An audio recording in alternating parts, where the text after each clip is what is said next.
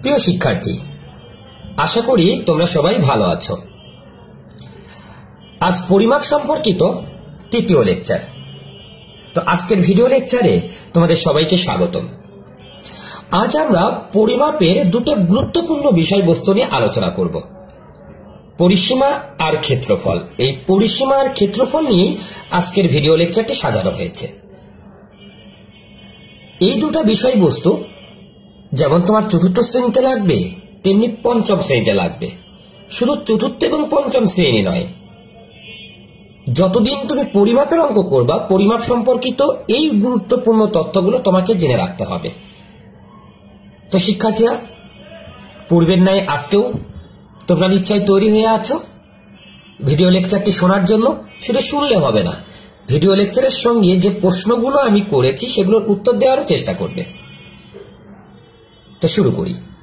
প্রথমে আসো, পরিসীমাটা কি? পরিসীমা হলো কোন আকৃতির বাহুগুলোর মোট দৈর্ঘ্য। যেমন আয়ত একটা আকৃতি, এটা দেখো, এটা আয়ত আকৃতি। এর বাহু কয়টা? চারটা। এই একটা বাহু, এই একটা বাহু, এই একটা বাহু, এই একটা বাহু। আমরা দেখো জ্যামিতিতে আয়ত অঙ্কন করেছি, বর্গ অঙ্কন করেছি, তাহলে চতুর্ভুজ অঙ্কন করেছি। তাহলে আয়ত, বর্গ, চতুর্ভুজ এর বাহু কয়টা? চারটা। ওই চারটা বাহুর যোগফলকেই বলা হবে পরিসীমা।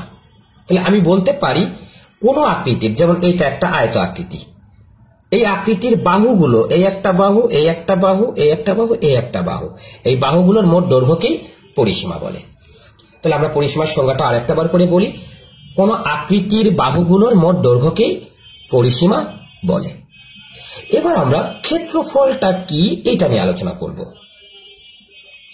ক্ষেত্রফল একটি সমতল পৃষ্ঠের, দেখো এটা একটা সমতল পৃষ্ঠ। আমি যে পৃষ্ঠটা নিয়েছি, এই পৃষ্ঠটা হলো সমতল, কোনো অসমতল নয়, আঁকা বাঁকা নয়, এটা সমতল পৃষ্ঠ। এই সমতল পৃষ্ঠের এই মাঝের যে পুরো জায়গাটা, এই পুরো জায়গাটার পরিমাণটা হলো ক্ষেত্রফল। তাহলে আমরা একটু গুছিয়ে বলতে পারি, একটি সমতল পৃষ্ঠের নির্দিষ্ট সীমানার মাঝের জায়গাটির পরিমাণকে ক্ষেত্রফল বলে। তাহলে ক্ষেত্রফল সম্পর্কিত সংজ্ঞাটি আমরা শিখে নিলাম। আমি আরো একটা বার করে বলি যে একটি সমতল পৃষ্ঠের নির্দিষ্ট সীমানার মাঝের জায়গাটির পরিমাণকে ক্ষেত্রফল বলে। যেমন তুমি যে ঘরে বসে আছো, সেই ঘর কিন্তু একটা সমতল পৃষ্ঠ, এবং ওই ঘরটি একটা নির্দিষ্ট সীমানা নিয়ে অবস্থিত। তাহলে ওই নির্দিষ্ট সীমানার মাঝের যে পুরো জায়গাটা, অর্থাৎ পুরো মেঝে, ওইটাকেই বলা হবে ক্ষেত্রফল। ওই জায়গাটির পরিমাণটাকেই বলা হবে ক্ষেত্রফল। তাহলে একটি সমতল পৃষ্ঠের নির্দিষ্ট সীমানার মাঝের জায়গাটির পরিমাণকে ক্ষেত্রফল বলে। আশা করি তোমরা বুঝতে পারছো। তাহলে আমরা ক্ষেত্রফল সম্পর্কে জানলাম। যেহেতু ক্ষেত্রফল নিয়ে অনেক অঙ্ক করব ক্ষেত্রফলের, তাহলে ক্ষেত্রফলটা কি এটা আগে জানতে হবে।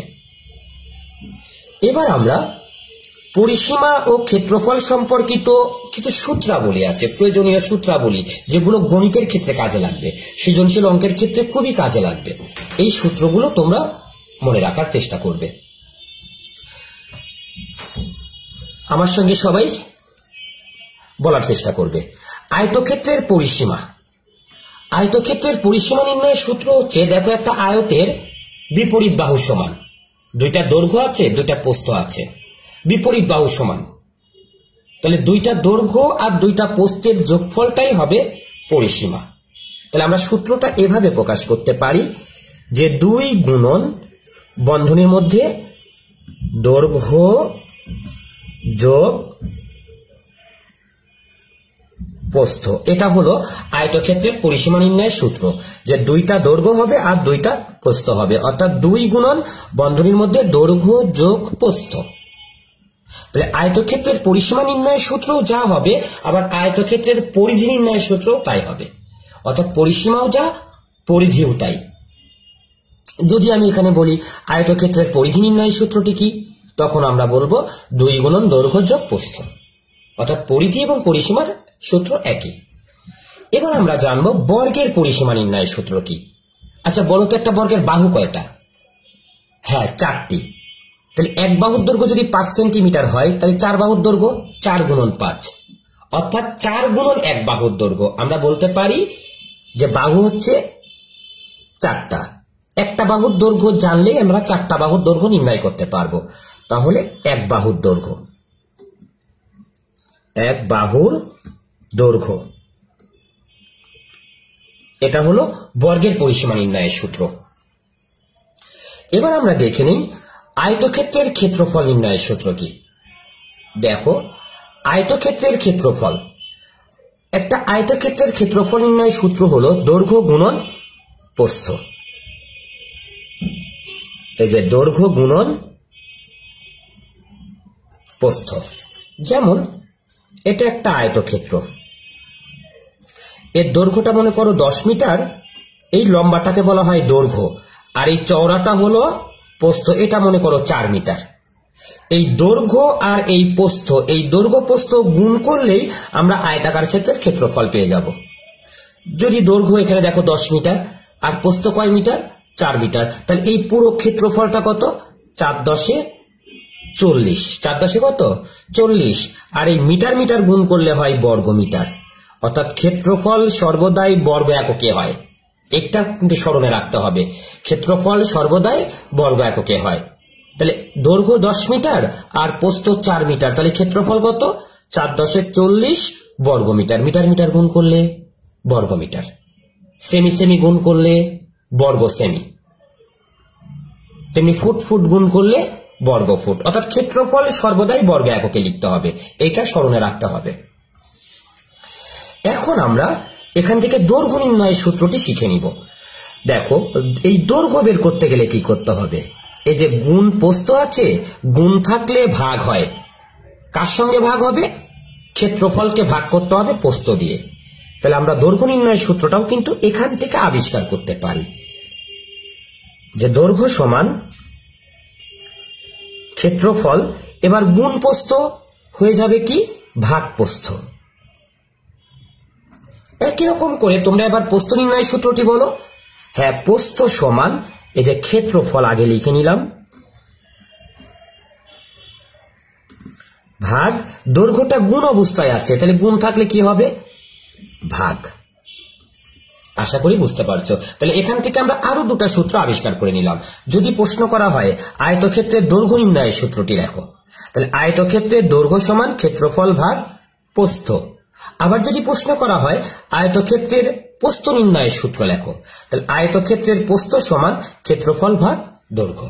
এই সূত্রগুলো তোমরা সদা সর্বদা মনে রাখার চেষ্টা করবে, স্মরণ রাখার চেষ্টা করবে, কারণ এই সূত্রগুলো দিয়েই আমি যোগ্যতা ভিত্তিক অঙ্ক করব। এবার আমরা বর্গের ক্ষেত্রফল নির্ণয়ের সূত্রটি জেনে নিই। দেখো, বর্গের ক্ষেত্রফল,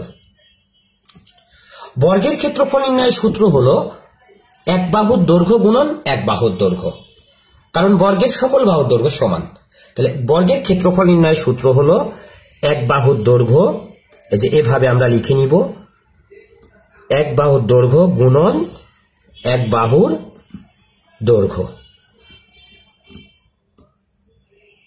অথবা অথবা আমরা বাহু স্কোয়ারও বলতে পারি, এই যে এইভাবে বাহু দিয়ে তার উপর বন্ধনী দিয়ে স্কোয়ার, এই বাহু স্কোয়ারও বলতে পারি। এই বাহু স্কোয়ার এটা হলো পাওয়ার, তাহলে বাহু স্কোয়ার, এই স্কোয়ার মানে বাহু দুবার গুণ, অর্থাৎ এক বাহুর দৈর্ঘ্য গুণন এক বাহুর দৈর্ঘ্য। আমরা এটাও লিখতে পারি, এটাও লিখতে পারি, তবে আমরা এটাই শিখবো, কারণ তোমাদের চতুর্থ শ্রেণীতে এবং পঞ্চম শ্রেণীতে এই সূত্রটাই উল্লেখ করা আছে। এবার 5 নাম্বারটা, ত্রিভুজাকার ক্ষেত্রের ক্ষেত্রফল নির্ণয়ের সূত্র কি। একটা ত্রিভুজাকার ক্ষেত্রের ক্ষেত্রফল নির্ণয়ের সূত্র হলো হাফ ইন্টু ভূমি গুণন উচ্চতা। এই যে হাফ লিখলাম, গুণন দিলাম, বন্ধনীর মধ্যে লিখলাম ভূমি গুণন উচ্চতা, ভূমি গুণন উচ্চতা, অর্থাৎ হাফ ইন্টু ভূমি গুণন উচ্চতা। অথবা আর একটা সূত্র, আমরা এভাবেও সূত্রটা বলতে পারি, একটু লক্ষ্য করো। অথবা আমরা এভাবে সূত্রটা বলতে পারি যে ভূমি গুণন উচ্চতা, ভূমি গুণন উচ্চতা, আমরা লিখলাম ভূমি গুণন উচ্চতা। এই ভূমি গুণন উচ্চতাকে হাফ দিয়ে গুণ করলেও হয়, আবার 2 দিয়ে ভাগ করলেও হয়। এই যে অর্ধেক, অর্ধেক মানে 2 দিয়ে ভাগ করা, তাহলে আমরা বন্ধনীটা দিয়ে এই যে ভাগ 2, ভাগ কত 2, তাহলে আমরা এটাও লিখতে পারি, এটাও লিখতে পারি, হাফ ইন্টু ভূমি গুণন উচ্চতা অথবা ভূমি গুণন উচ্চতা বন্ধনী দিয়ে ভাগ 2। এবার আমরা এখান থেকে ভূমি নির্ণয়ের সূত্র একটা জানবো আর একটা উচ্চতা নির্ণয়ের সূত্র জানবো। ভূমি নির্ণয়ের সূত্রটা কি? ত্রিভুজাকার ক্ষেত্রের ভূমি নির্ণয়ের সূত্রটা কি? এই ভূমি বের করতে আমাকে কি করতে হবে? হ্যাঁ, তাহলে ভূমি সমান এই যে 2টা ভাগ আছে, তাহলে ভাগ থাকলে কি করতে হবে? গুণ করতে হবে। কার সঙ্গে? ক্ষেত্রফলের সঙ্গে। তাহলে 2 গুণন ক্ষেত্রফল, 2 গুণন ক্ষেত্রফল। এবার বন্ধনী দিয়ে এবার উচ্চতা গুণ আছে, গুণ থাকলে কি হবে? ভাগ হবে। এই যে ভাগ উচ্চতা।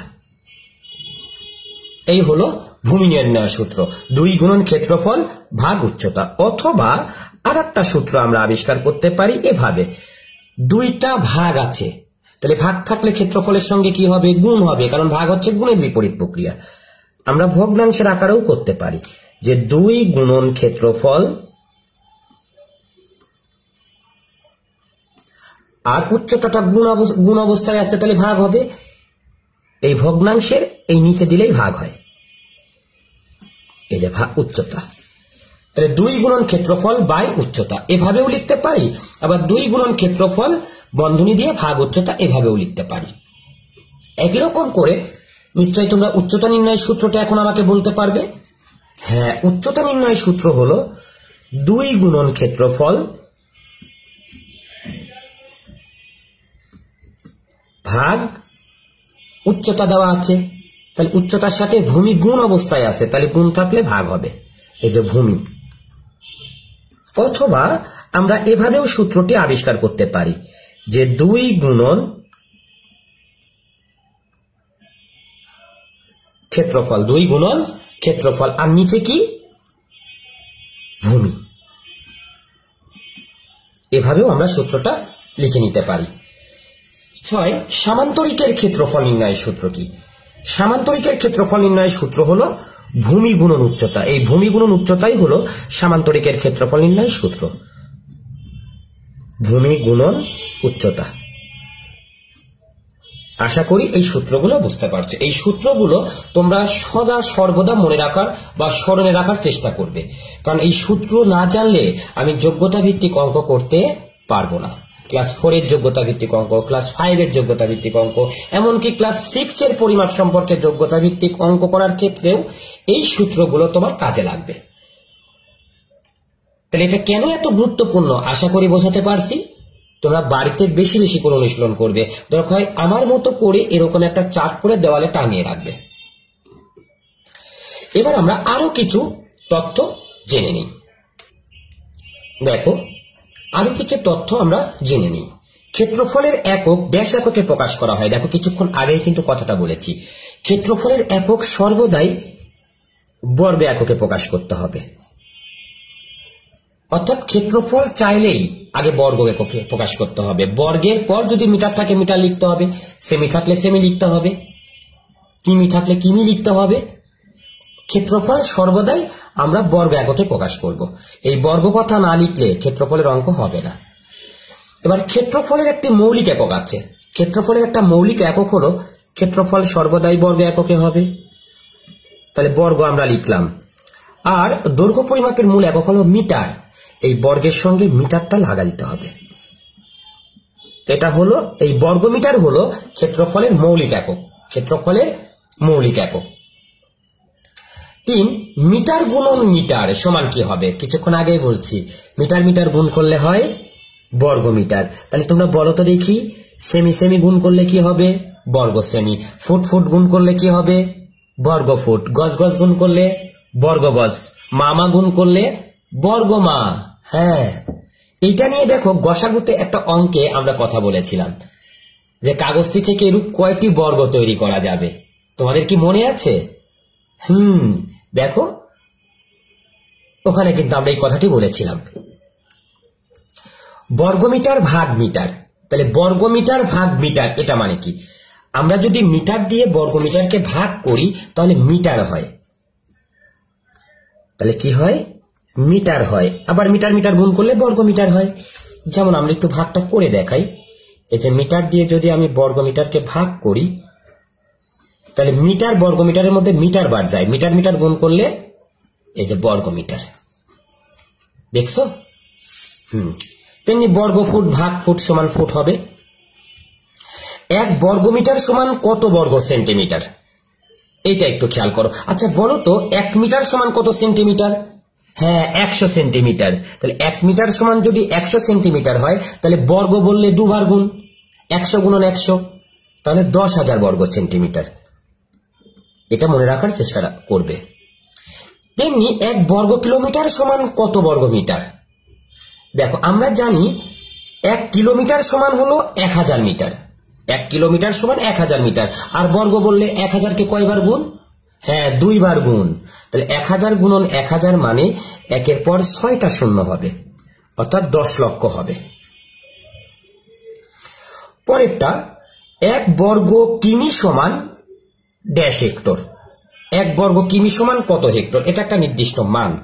1 বর্গ কিমি সমান 100 হেক্টর। এটা একটু মনে রাখবে। তেমনি 1 একর সমান ড্যাশ বর্গমিটার। এই তথ্যগুলো কেন আমরা করছি? এই তথ্যগুলো দিয়ে আমরা কিন্তু যোগ্যতা ভিত্তিক অঙ্ক করব, অর্থাৎ যোগ্যতা ভিত্তিক অঙ্কের ক্ষেত্রে এই তথ্যগুলো কাজে লাগবে। ক্লাস 5-এ বলো, ক্লাস 4-এ বলো, এই তথ্যগুলো কাজে লাগবে। অনেক সময় আমরা বর্গ কিলোমিটারকে হেক্টরে প্রকাশ করতে বলি, অনেক সময় বর্গমিটারকে এওরে প্রকাশ করতে বলি। এই জন্য এই নির্দিষ্ট মানগুলো মনে রাখার চেষ্টা করবে। 1 এওর সমান কত বর্গমিটার? 1 এওর সমান 100 বর্গমিটার। এবার আমরা 1 কুইন্টাল সমান ড্যাশ কেজি। হ্যাঁ, 1 কুইন্টাল সমান কত কেজি? এবার বলো তো দেখি। হ্যাঁ, 1 কুইন্টালে 100 কেজি হয়। 100 কেজি হলে হয় 1 কুইন্টাল। তাহলে আমরা 100 কেজি লিখলাম। মনে করে একটা অঙ্ক করে আমার ফল আসলো 100 কেজি। আমি তখন বললাম যে কেজিকে কুইন্টালে প্রকাশ করো, তাহলে 100 কেজি মানে 1 কুইন্টাল। সেই সময় এই তথ্যগুলো খুব কাজে লাগবে। এবার 1 মেট্রিক টন সমান কত কেজি? 1 মেট্রিক টন সমান 1000 কেজি। 1000 কেজি হলে গান 1 মেট্রিক টন হয়। আশা করি তোমরা বুঝতে পারছো। এখন আমরা আর একটা তথ্য একটু শিখে নেই। এখানে জায়গা নাই, আমরা আর একটি তথ্য এইখানে একটু করে নেই। 11 নাম্বার। 1 মেট্রিক টন সমান